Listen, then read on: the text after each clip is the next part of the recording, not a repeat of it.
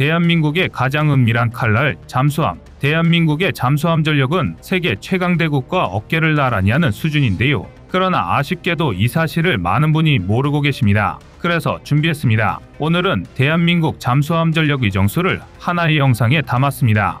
일본이 자국 방위를 핑계로 몰래 군비를 확장했다는 사실이 폭로됐습니다. 한국의 군사 전문가들은 일본이 시험함이라는 명분을 악용해 군사력을 은밀하게 확장하고 있다고 지적하고 있는데요. 일본은 전범국가로서 전투형 잠수함을 총 22척으로 규정하고 있지만 훈련함과 시험함은 전투용으로 판정하지 않는 점을 악용해 자국의 잠수함을 늘려가고 있습니다. 이 때문에 일본은 22척 이상의 잠수함을 가질 수 없음에도 불구하고 지속적으로 잠수함 추가 건조를 자행하고 있습니다. 현재 일본은 올해 3월까지 신형 잠수함인 타이게급 잠수함 일본함 타이게이를 전력화할 예정입니다. 2020년 10월 일본은 타이게급 잠수함 일본함인 타이게이를 진수했고 매년 한 척씩 타이게급 잠수함을 취역시킬 예정입니다. 하지만 자신들이 가지고 있는 잠수함의 개수가 마음에 들지 않았는지 계속해서 꼼수를 부리기 시작했는데요. 일본함 취역 후 1년 후에 엄연한 전투형 잠수함을 돌연 시험함으로 전환하겠다고 발표한 것입니다. 하지만 훈련용 함선도 얼마든지 무기의 탑재와 발사가 가능하기 때문에 공식적으로는 일본의 잠수함은 22척이지만 사실상 25척의 전투형 잠수함을 운영하고 있는 것입니다. 즉 일본은 비공식적인 잠수함 숫자를 늘려 자신들의 잠수함 전력을 암암리에 강화하는 음흉한 수단을 사용하고 있는 것입니다. 그런데 일본 전문가들 사이에서 일본의 신형 잠수함의 성능이 그리 뛰어나지 않다는 주장이 나와 화제가 되었습니다. 흔히 해상강국 일본의 최신형 잠수함이면 기존의 잠수함을 전부 뛰어넘는 스펙을 가졌다고 생각하실 텐데요. 하지만 타이게이급은 의외로 그렇게 성능이 뛰어나지 않습니다. 심지어 한국의 도산 안창호급이 타이게이급과 비슷하거나 오히려 우리의 잠수함이 뛰어난 성능을 가졌다고 분석돼 일본 내부에서도 큰 충격에 빠졌습니다. 이런 상황은 일본 정부로서는 도저히 받아들일 수 없는 사실인데요. 반면 잠수함 개발의 후발주제인 한국이 어떻게 일본 잠수함의 성능을 능가할 수 있는지 의문을 가지시는 분들이 계실 텐데요. 그래서 준비했습니다. 오늘은 일본의 최신 잠수함도 뛰어넘는 도산 안창호급 잠수함의 숨겨진 비하에 대해 알아보겠습니다.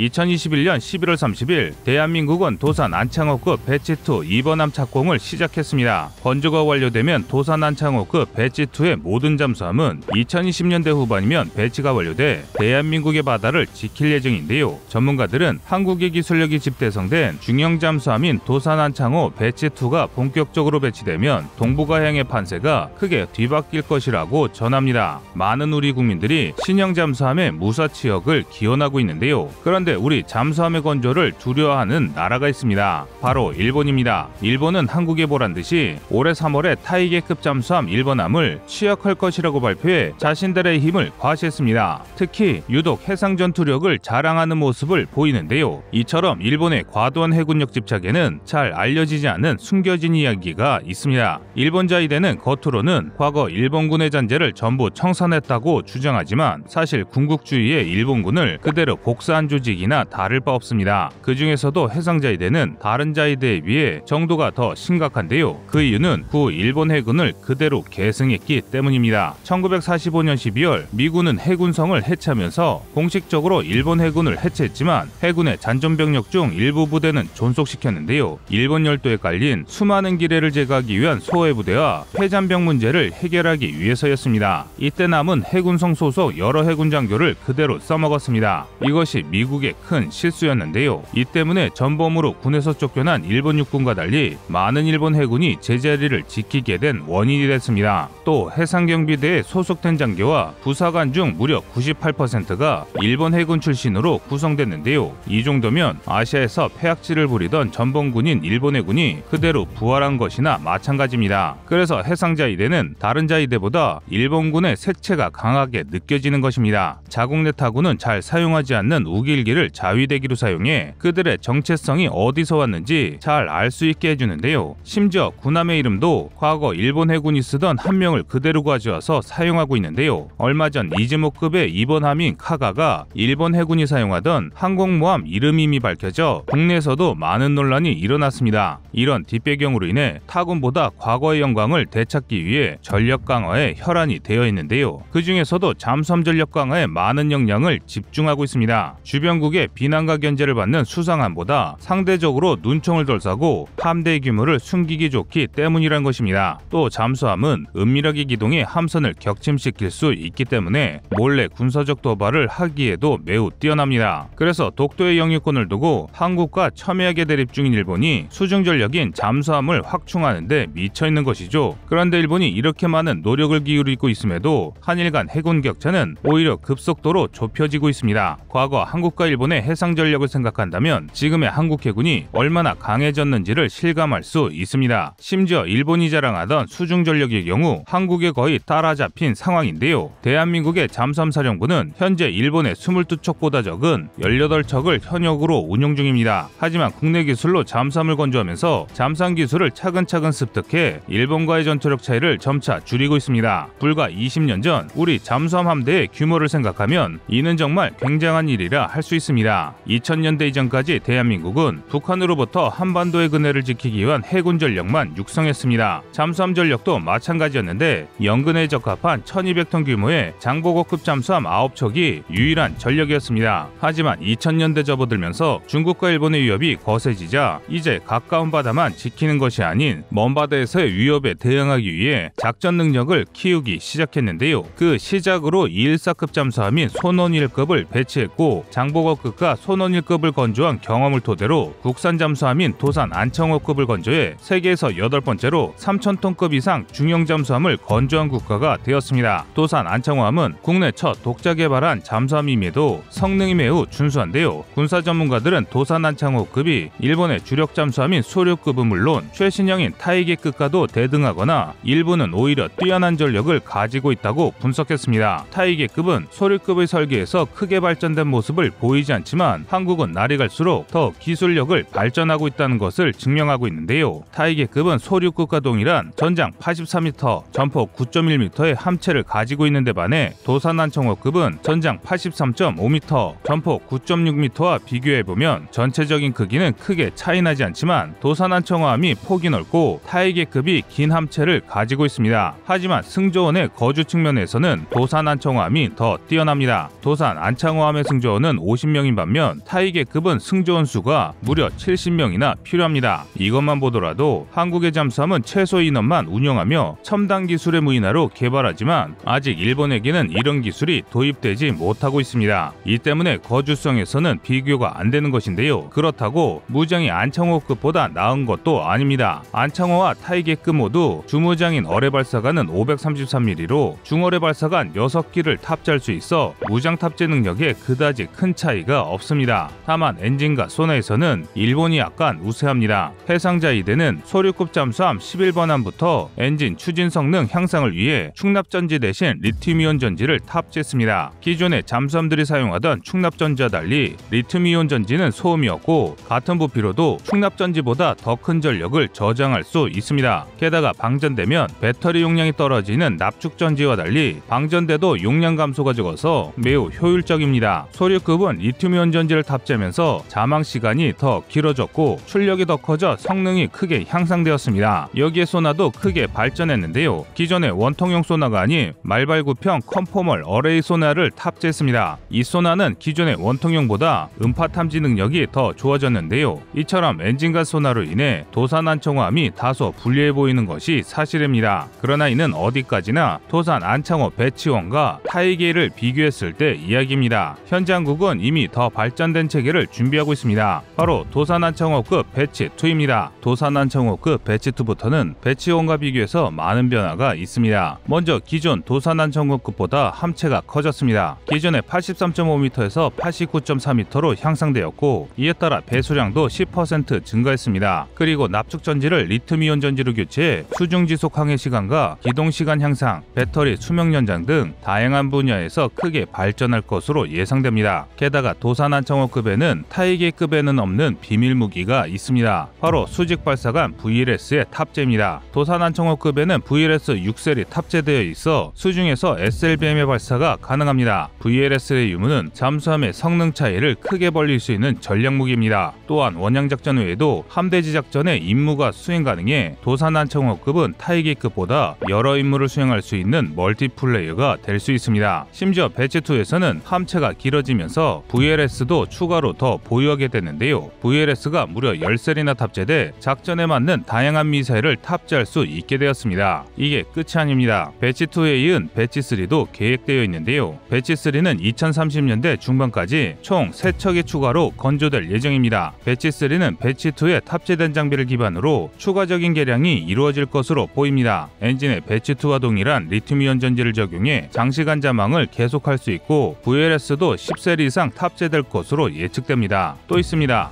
더 발전된 최신형 소나가 탑재될 것으로 예상되는데요. 군 전문가들은 배치3에는 현재 개발을 추진하고 있는 복면 배열 소나가 탑재될 가능성이 높다고 분석했습니다. 복면 배열 소나는 기존의 평면형 소나와 달리 복면으로 배열되어 있어 잠수함의 수중 저항이 크게 감소합니다. 게다가 기존 배열 방법과는 달리 빈폭이 굉장히 넓어져 더 넓은 거리를 탐지할 수 있습니다. 만약 도산 안창호급 배치3의 곡면 배열 소나를 탑재하면 타이게급의 컨포멀 어레이 소나보다 더 뛰어난 성능을 보일 것이 확실합니다. 현재 일본은 과거사를 반성하기는커녕 오히려 자랑으로 생각합니다. 심지어 과거를 재현해 아시아를 지배하겠다는 망상을 하는 이들도 많은데요. 그 망상 중에 독도가 포함되어 있는 것입니다. 만약 일본이 옛날처럼 한국을 노린다면 그들의 영토에 도산 안창호급이 쏟아내는 강철비가 퍼부어질 것입니다. 이처럼 지금의 대한민국은 과거와 달리 일본과 대등하거나 오히려 뛰어난 군사 기술을 보유한 국가로 탈바꿈했습니다. 그러나 일부 국내 일각에서는 20년 전의 자료를 근거로 들먹이며 한국은 아직도 일본의 해군력을 이기지 못한다고 주장하고 있습니다. 하지만 분명한 건 그때와 지금의 대한민국은 다른 나라가 됐다는 것입니다.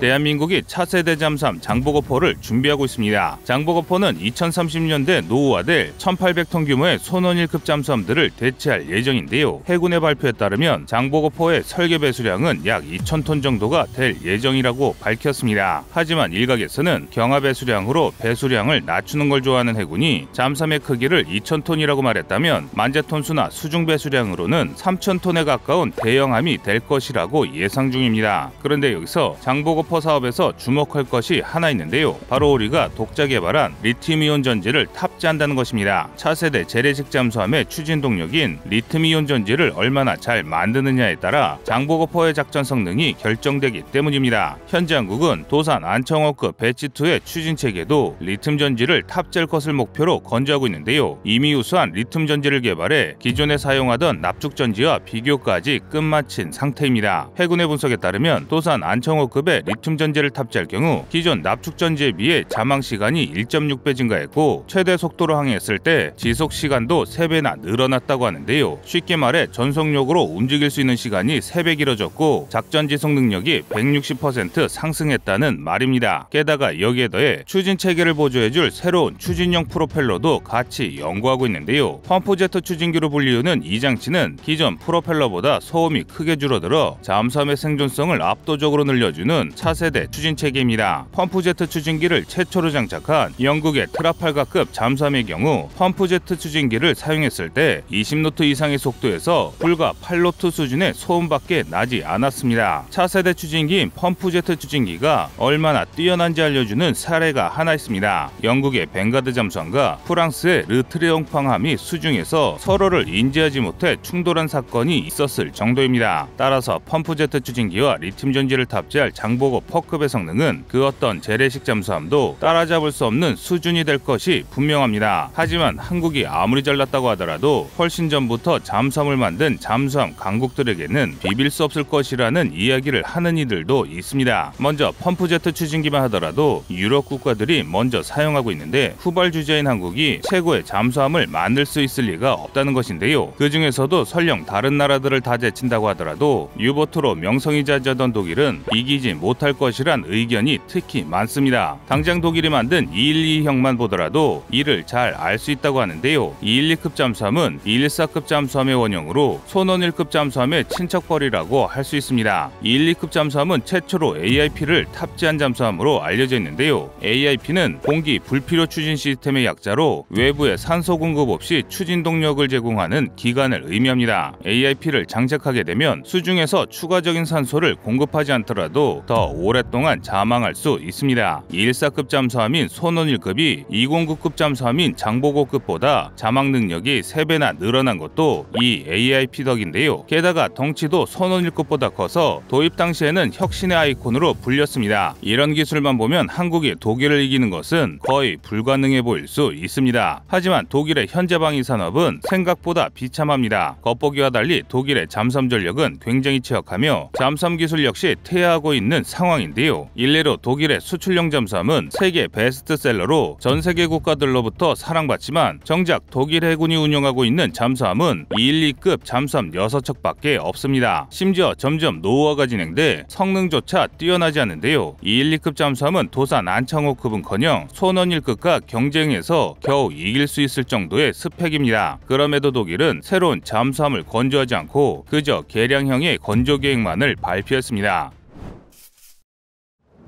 1945년 종전과 동시에 시작된 냉전으로 독일은 동독과 서독으로 나뉘면서 나토와 소련의 최전선이 되었습니다. 이에 따라 최전선인 독일의 각종 첨단 무기가 배치됐습니다. 특히 서독의 경우 미국의 막대한 원조를 받아 여러 첨단 무기를 만들 수 있었는데요. 아직도 우수한 무기라고 인정받는 레오파르트2와 PJH-2000 자주포가 이때 개발된 무기들입니다. 하지만 1990년대 소련이 붕괴하고 냉전이 끝나면서 상황이 달라지기 시작했습니다. 1990년 독일이 통일되고 1999년에 폴란드가 나토에 가입하면서 유럽의 최전선이 독일에서 폴란드로 옮겨졌는데요. 게다가 독일을 지원하던 미국이 경제위기, 테러와의 전쟁으로 지원을 줄이고 독일 정부가 완전한 통일을 위한 통합 비용에 막대한 재정을 쏟아부으면서 살벌한 군축이 시작됐습니다. 이 때문에 기껏 만들었던 레오파르트2 전차는 물론이고 패트리어트와 같은 방어체계까지 싹 다 중고로 팔아버렸는데요. 이런 정신나간 군축의 결과 현재 독일 연방군은 껍데기만 남은 반쪽짜리 군대가 돼버렸습니다. 그 예로 빗자루 사건이 해이해진 독일 연방군의 상태를 보여주는 단적인 사례입니다. 2014년 나토 훈련에 참가한 독일 연방군 기계화보병대대 소속 복서장갑차들의 기관총 대신 빗자루가 달려 있었다는 사실이 밝혀졌습니다. 무려 31%의 장갑차에 기관총이 탑재되지 않고 빗자루에 검은 페인트를 칠해 기관총처럼 흉내만 냈는데요. 과거의 영건과는 달리 이런 말도 안 되는 일이 태연하게 일어나는 게 현재 독일 연방군의 실태입니다. 한편 같은 시기 대한민국은 꾸준히 성장을 이루고 있습니다. 대한민국은 냉전 이후에도 북한과 중국의 위협을 지속해서 받았기 때문에 꾸준히 전력을 키웠고 2022년 현재 세계 최정상급 군사력을 보유하게 됐습니다. 예를 들어 독일이 군축으로 레오파르트 3 사업을 취소할 때 대한민국은 K1 전차의 업권 사업을 통해 K1A1 전차를 만들었고 이를 바탕으로 K2 전차를 개발했습니다. 또 독일이 잠수함 전력의 개량을 포기했을 때 한국은 독일로부터 209급, 214급 잠수함 기술을 이전받아 장보고급, 손원일급 잠수함을 건조하면서 독자적인 기술력을 축적했습니다. 이 덕에 순수 국산 잠수함 도산 안청호급을 건조할 수 있었습니다. 반면 독일 해군의 잠수함 함대는 겨우 형식만 유지할 수 있는 수준으로 몰락했습니다. 승전국인 나토의 주요 멤버들이 독일의 잠수함 함대가 강화되는 것을 막았기 때문입니다. 나토 소속 승전국들인 미, 영, 푸 3국은 1, 2차 대전을 겪으며 독일 잠수함 함대에게 큰 피해를 본 경험을 잊지 못했습니다. 그래서 나토는 독일이 500톤급 이상의 잠수함을 가지지 못하도록 제약을 걸어 독일의 잠수함 함대를 약화시켰습니다. 냉전이 끝난 지 한참 뒤인 2005년에야 다시 힘을 되찾은 러시아를 막기 위해 독일이 잠수함을 건조할 수 있도록 허락했는데요. 이 때문에 독일은 잠수함을 운영하는 법을 거의 잊어버리고 말았습니다. 2017년 10월에는 212급 잠수함 U-35호가 노르웨이 연안에서 훈련하다가 방향타 손상으로 복귀했을 정도인데요. 심지어 그 무렵 45척이 모두 고장나 있었다고 합니다. 한마디로 한 국가의 잠수함 함대가 전멸 상태에 있었다는 것인데요. 독일군 국방참모총장에 따르면 무려 5개월 동안 잠수함의 전력 공백이 있었다고 밝히기도 했습니다. 이와는 반대로 우리 대한민국은 같은 해 손원일급 4번함 김자진함이 전력화되고 5번 함인 윤봉길 함이 진수되면서 총 잠수함 잠수함 전력이 14척으로 늘어났다는 것을 생각하면 독일 해군이 얼마나 참담한 지경이었는지 잘 알 수 있습니다. 한편 독일 역시 전력 부족을 절감하고 있었는데요. 그래서 독일은 2032년까지 212급을 개량해 212CD급을 배치하겠다고 선언했습니다. 현재까지 공개된 바에 따르면 212CD급은 스텔스 선체를 이용해 선체 형상이 바뀌고 배수량 2,400톤으로 늘리고 전장 73m로 대형화된 데다 리튬 전지까지 탑재될 예정인데요. 하지만 같은 시기 한국은 도산 안창호급 9척을 전력하면서 20척이 넘는 잠수함 함대를 보유하게 됩니다. 게다가 비슷한 시기에 배치가 완료될 장보고 퍼급의 성능은 212CD를 앞돌 것이 분명하다고 하는데요. 그 이유는 바로 첨단 설계 때문입니다. 리튬 전지는 장치 특성상 납축 전지보다 더 넓은 면적의 시설이 필요합니다. 하지만 현재까지 잠수함의 설계로는 리튬 전지의 성능을 제대로 끌어낼 수 없었습니다. 실제로 도산 안창호 배치2에도 리튬 전지가 절반만 탑재된다는 발표가 있어 국내에서 논란이 된 적이 있습니다. 도산 안창호급의 큰 선체에서도 이런 문제가 있었던 걸 고려하면 212CD급이 아무리 선체가 커지더라도 모든 성능을 이끌어내긴 어렵다는 것입니다. 반면 장보고포는 새로운 함체로 독재 설계할 예정인데요. 독일은 기본 형태에서 덩치가 커진 설계에 반해 한국은 완전 새로운 잠수함으로 설계하게 됩니다. 이것만 보더라도 독일의 212CD급과 장보고포급을 비교해보면 장보고포급이 제 성능을 발휘할 가능성이 높은 것이죠. 이처럼 대한민국은 끊임없는 군사혁신을 통해 기술을 모방하던 국가에서 최신 트렌드를 선도하는 방산강국으로 탈바꿈하고 있습니다.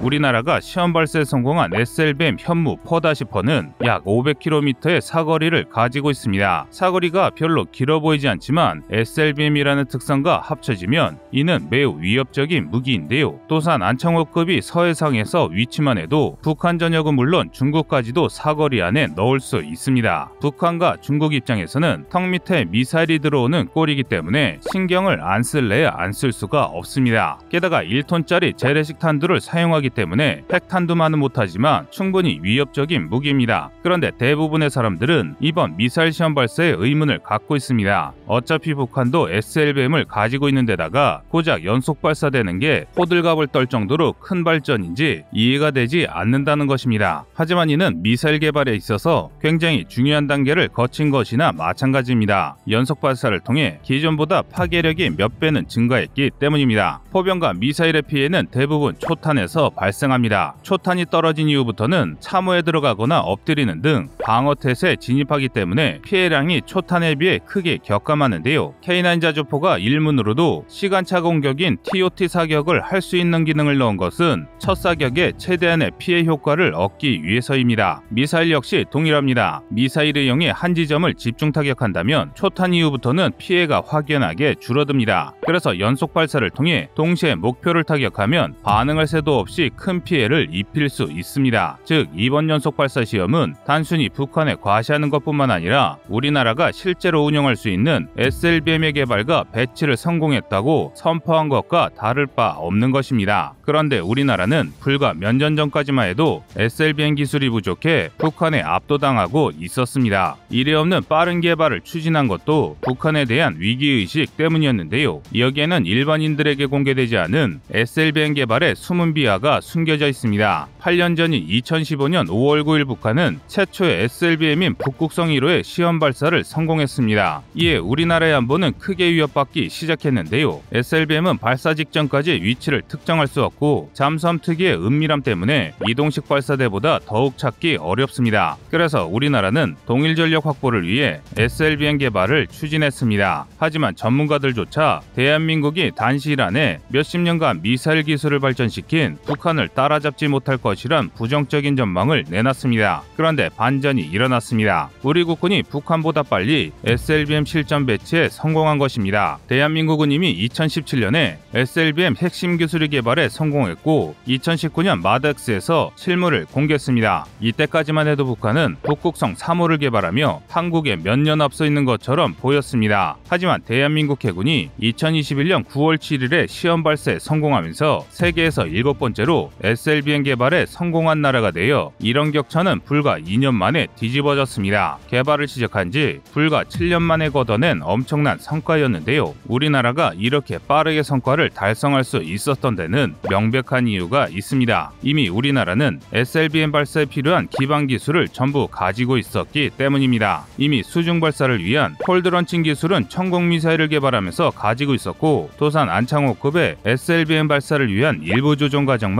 거치면 되는 수준이어서 매우 간단한 일이었습니다. 그렇다면 이런 기술이 있음에도 왜 한국은 SLBM을 개발하지 않았던 것일까요? 그 이유는 중국 등의 주변국을 자극해 분쟁을 키울 이유가 없었기 때문입니다. 하지만 이제는 아닙니다. 북한의 SLBM 위협이 가시화되고 중국 역시 우리의 의사와 무관하게 한반도를 위협하고 있습니다. 이 때문에 우리 정부는 더 이상 주변국의 눈치를 보지 않고 더 확고하게 한국의 국방력을 알리게 됐습니다. 이로 인해 대내외적으로 한국이 SLBM을 확보한 것을 발표하게 된 것인데요. 이 때문에 북한이 겁에 질려 발악하고 있습니다. 북한의 장창하 국방과학원장이 직접 나서서 대한민국이 만든 수준 낮은 SLBM은 절대 자신들을 따라올 수 없다고 비하했습니다. 또 자신들이 먼저 SLBM 수중 발사를 완료했다는 것에 큰 자부심을 드러내고 있는데요. 하지만 장창하의 주장과 달리 북한의 SLBM 기술은 실전 사용이 가능한지에 대한 의문이 끊이지 않고 있습니다. 발사를 위한 준비가 전혀 되지 않았기 때문인데요. 물론 북한은 2015년 이전부터 SLBM 개발을 진행했기 때문에 많은 기술을 축적했습니다. 게다가 이번 열병식에서는 식별되지 않은 최신형 SLBM도 공개했습니다. 이 SLBM은 북극성어5보다 크기가 커져 북한이 다탄두 미사일인 MIRV를 개발하는 게 아니냐는 의심을 받고 있는데요. 만약 이게 사실이라면 대한민국에 심대한 위협이 될 것이 분명합니다. MIRV는 미국조차 완벽하게 막을 수 없기 때문입니다. 그래서 많은 사람들이 북한의 SLBM에 크게 두려워하고 있습니다. 그런데 걱정하실 필요가 없습니다. 전문가들 사이에서는 북한의 신형 SLBM은 허세용으로 만든 가짜 모델이라는 분석이 지배적입니다. 발사 실험도 이루어지지 않은 데다가 형체 역시 MIRV에는 적합하지 않기 때문인데요. 즉 우리나라에게 뒤집어진 격차를 어떻게든 허세를 부려 자존심을 채우려 만든 허접한 짝퉁 미사일이라는 것이죠. 그리고 무엇보다 북한은 SLBM을 발사할 플랫폼인 잠수함마저 제대로 보유하고 있지 않습니다. 현재 북한에서 SLBM을 발사할 수 있는 유일한 잠수함은 심포급 잠수함입니다. 그런데 심포급의 전력은 사실상 없는 수준이나 마찬가지입니다. 2020년 밀리터리 밸런스 기준 북한은 심포급을 단 한 척만 가지고 있습니다. 우리나라가 도산 안창호급을 3척이나 보유하고 있는데 그만큼도 가지고 있지 않고 있는 것입니다. 이 심포급에는 SLBM이 단 한 발밖에 들어가지 않습니다. SLBM을 잘 만들어봐야 겨우 한 발 실을 수 있으면 북한의 잠수함은 제대로 된 전력이라고 할 수 없습니다. 그래서 전문가들은 심포급은 전력화용이 아닌 SLBM 발사 시험용 잠수함으로 보고 있습니다. 실제로 북한은 2019년부터 심포급 개량형인 심포C급 잠수함 개발을 추진하고 있습니다. 그런데 이마저도 주 전력으로 쓰기엔 굉장히 성능이 뒤떨어집니다. 심지어 뒤떨어지다 못해 왜 개발하는지 이해할 수 없을 정도인데요. 현재 우리 군은 심포C급이 3000톤급 잠수함에 SLBM을 3발 탑재할 것으로 판단하고 있습니다. 하지만 심포C급은 열악한 북한의 자본으로 언제 나올지도 모르는 데다 한 척에 겨우 3발밖에 안 실리는 북한의 잠수함은 사실상 전력이라고 부르기도 어려운 잠수함입니다. 게다가 우리나라가 끝낸 연속발사 시험까지 끝내려면 아무리 빨리 잡아도 10년 이상은 걸릴 것으로 예상됩니다. 이것이 작년에 핵잠수함을 도입하겠다고 선언해 우리나라를 위협했던 북한 SLBM의 실체인 것이죠. 반면 도산 안창호급은 착실하게 모든 과정을 마치고 실전 배치까지 완료했습니다. 시험 발사도 성공적으로 마치고 이제 연속 발사까지 끝냈으니 우리나라는 기술력은 물론 실전성까지 완벽하게 입증해낸 것인데요. 첫 미사일을 개발한 지 7년이 넘는 시간 동안 플랫폼 하나 제대로 만들지 못하는 북한에 비한다면 대한민국의 기술력 발전은 그야말로 황골탈태 수준입니다. 심지어 도산 안창호급은 SLBM 6발을 탑재할 수 있습니다. 물론 미국의 오하이오급이나 러시아의 타이푼급과 같이 SLBM을 20발씩 실을 수 있는 괴물 전력 원점들과는 비교할 수 없지만 재래식 잠수함 중에서는 최고의 성능을 자랑합니다. 게다가 도산 안창호급이 개량되면 탑재량은 더욱 크게 늘어날 예정인데요. 도산 안창호급 배치1은 SLBM 탑재를 고려하지 않았기 때문에 KVLS의 숫자도 6개밖에 없습니다. 하지만 배치2 개량부터는 KVLS 차례 수술을 10개로 늘리는 개량을 거칠 계획입니다. 즉 도산 안창호급의 모든 배치가 완료되면 대한민국 해군은 총 9개 잠수함에서 78발의 SLBM을 사격할 수 있는 수중 미사일 부대를 가지게 되는 것입니다. 이는 북한의 입장에서는 굉장히 위협적일 수밖에 없습니다. 탐지도 되지 않는 미사일 78발이 순식간에 날아와 북한 전역을 쑥대밭으로 만들 수 있기 때문입니다. 즉 이런 상황을 살펴보았을 때 SLBM의 두려움을 감추지 못하는 것은 우리 대한민국이 아니라 북한인 것입니다. 또한 북한이 개발 중인 기술은 스스로 개발하는 것이 아닌 러시아와 중국, 이란으로부터 받은 소련 시절의 구식화된 기술을 답습하는 것뿐입니다. 심지어 그마저도 열악한 기술력으로 인해 제대로 된 카피조차 하지 못하고 있습니다. 반면 대한민국은 한반도의 평화를 지킨다는 강한 의지를 통해 현재 북한을 아득히 뛰어넘는 고도의 기술을 개발하는 데 성공했습니다.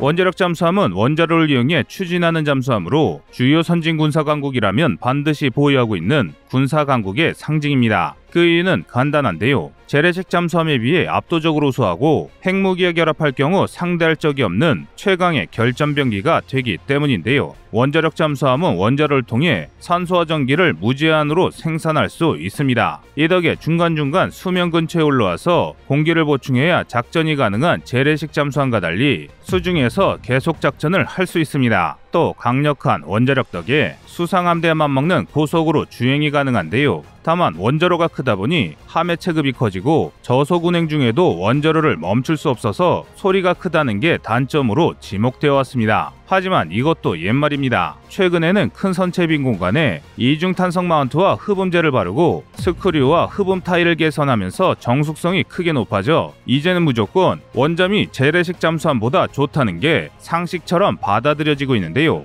이에 따라 한국도 원잠을 확보해야 한다는 이들이 많습니다. 또 다행히 흐름도 좋습니다. 최근 우리 정부는 원자력 사업을 미래 사업으로 선정해 각종 지원을 제공 중입니다. 구체적으로는 2028년까지 약 4천억 원을 투입해 2030년 세계 SMR 시장을 선점하겠다는 ISMR 노영 사업 등이 있는데요. 이렇게 원자로 사업이 활기를 띠자 더 가볍고 효율이 높은 차세대 원전 개발에 대한 기대가 늘고 있습니다. 국산 원자로를 탑재한 순수 국산 원자력 추진 잠수함 개발에 대한 기대도 높아졌는데요. 만약 이 장치를 선박에 탑재하게 되면 저렴하면서 우수한 소형 원자로의 양산 규모가 늘어나게 됩니다. 이렇게 되면 제작간 축적된 노하우를 통해 원자력 잠수함에 사용할 만큼 믿을만한 원자로를 확보하기 쉬워진다는 것입니다. 그 좋은 예시로 프랑스가 있는데요. 프랑스는 핵추진 항공모함과 원자력 잠수함에 탑재할 원자로를 자국산 상업용 원자로인 K-25를 사용했습니다. 그리고 최근 개발 중인 군함에는 K-22 원자로가 탑재될 예정입니다. 이 원자로는 상업용 원자로이지만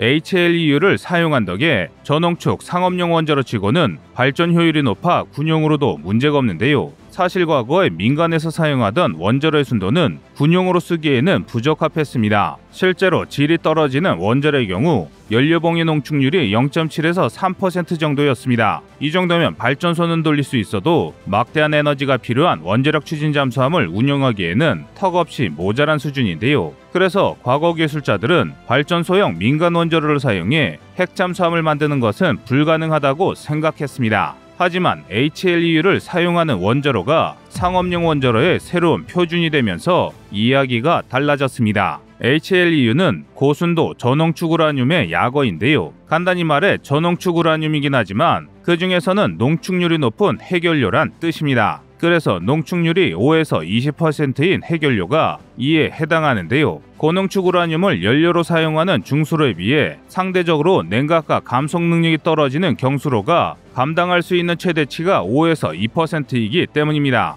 그래서 프랑스가 군용으로 사용한 K-15 원자로도 상황에 따라 5에서 20%의 고순도 LEU를 사용할 수 있습니다. 또 핵무기로 전환이 가능한 고농축 핵물질이 아니지라 국제적인 규제도 없습니다. 핵확산방지조약 NPT와 한미 원자력 협정으로 핵무기용 고농축 핵물질을 농축할 수 없는 한국이 원잠을 만드는 데 쓰기에는 그야말로 딱 좋은 원자로인 것이죠. 그래서 지난 2004년 고순도 LEU를 사용하는 원자로가 탑재된 원자력 잠수함을 독자 개발하는 비밀계획 362 사업이 노무현 대통령의 제가하에 진행됐습니다. 하지만 얼마 안가 사업이 전면 취소되고 말았습니다. 그런데 이 문제에 대해 많은 이들이 잘못 알고 있는 사실이 하나 있습니다. 현재 대다수 국민들은 당시 핵잠수함이 없어진 이유가 한 언론이 핵잠수함 건조 계획을 보도했기 때문이라고 알고 있습니다. 정보가 유출되면서 주변국의 압력 때문에 핵잠수함 건조 사업이 백지화됐다는 것이죠. 그런데 그 속에 숨겨졌던 사실은 그게 아닙니다. 당시 우리 정부의 성향을 고려할 때 정말로 자신이 있었다면 외부의 눈치 따위를 보느라 원전 건조를 포기할 일은 절대 없었을 것입니다. 이에 대해 전문가들은 애당초 362 사업이 당시 한국이 시도하기에는 너무 위험한 도전이었다고 말합니다. 한국은 이제 막 IMF를 극복한 동북아의 중진국이었습니다. 그만큼 기술 수준도 지금에 비하면 크게 뒤처졌는데요. 원전 개발에 꼭 필요한 기술인 소형 원자로 기술만 하더라도 그다지 내세울 만한 게 없었습니다. 일례로 당시 한국이 러시아와의 기술 협력으로 개발한 반디육시 원자로는 성능상 러시아가 핵잠수함용 원자로에 쓰는 OK650과 비슷한 수준이었으나 크기가 너무 커서 4에서 5,000톤급 원자력 잠수함에 탑재하는 게 불가능했습니다. 그리고 우리 한국 기술로는 4,000톤 이상의 잠수함을 제작하는 것도 문제였습니다. 지금이야 수상 배수량 3,300톤, 수중 배수량 3,700톤에 달하는 도산안청호급을 독자적으로 생산할 정도로 대한민국의 잠수함 건조 능력이 우수해졌지만 당시까지만 하더라도 배수량 1,200톤 규모의 장보고급 잠수함을 운영하는 것이 고작이었습니다. 한마디로 20년 전 대한민국의 역량으로 원자력 잠수함을 만드는 것은 실패 가능성이 너무 높았습니다. 그래서 해군에서도 내부적으로 실패 가능성이 높은 원전 개발보다는 함대방 공무기와 탄도미사일 추적에 유용하고 대양 해군의 중추가 될 이지스함을 먼저 건조하자는 목소리가 높았습니다. 그래서 당시 우리 정부는 동북아의 분란의 불씨가 될 수 있는 원전 사업을 포기하는 대신에 미국에게 새로운 무언가를 요구했습니다. 그 결과 원잠 사업이 백지화된 대신 2022년 현재 대한민국 최강의 군함인 세종대왕급 이지스함의 건조가 무사히 진행된 것입니다. 즉 당시 알려졌던 다른 열강의 압력으로 한국이 원전 계획을 취소했다는 것은 정확한 사실이 아니란 것이죠. 한국은 선택과 집중 과정에서 원잠을 포기한 것이라 할 수 있습니다. 그런데 이제는 판이 달라졌습니다. 2022년 현재를 기준으로 대한민국의 원자력 건조는 그다지 어려운 일이 아닙니다. 만들려고 하면 얼마든지 만들 수 있을 정도인데요. 현재 대한민국의 원전 기술은 거의 세계 최고 수준입니다. 설계 수준, 건설된 원전의 신뢰성과 안정성, 발전 단가 등 각 분야에서는 한국보다 나은 국가도 있지만 종합 성능 면에서